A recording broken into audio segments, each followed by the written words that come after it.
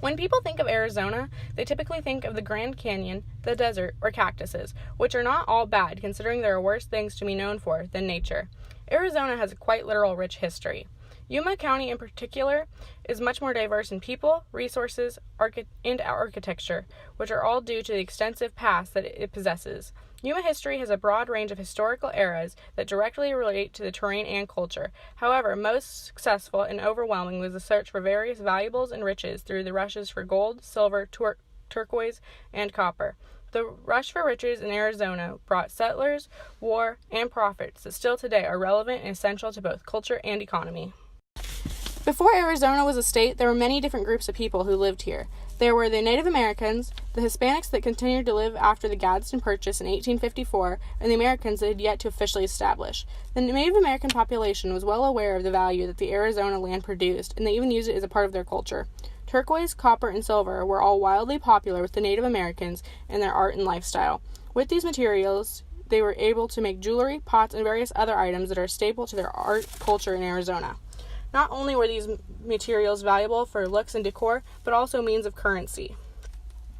Mining was essential to the way of life for Native Americans that at the time lived and relied on the land for everything they used.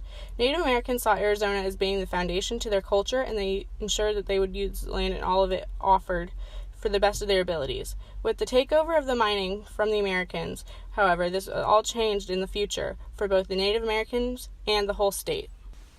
Mining has brought expansions and developments to Arizona faster than anything else in state history, which is why it is so important to the foundation of the state. Along with numerous people, the rush for riches brought wars, transportation, and families that stayed and settled, creating a population for a new state.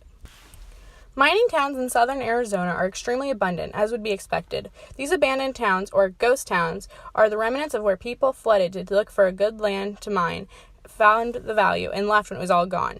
They took only what they could carry or what could fit on their horse, then continued on to find more land. This resulted in hundreds of small towns that consist of only building structures that were nowhere near safe, railroads that have not been used in decades, and artifacts that could not be taken when the people moved.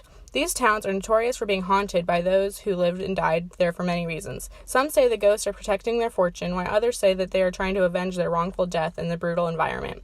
Whether or not ghosts are real, nearly everyone can agree that these towns are anything but inviting.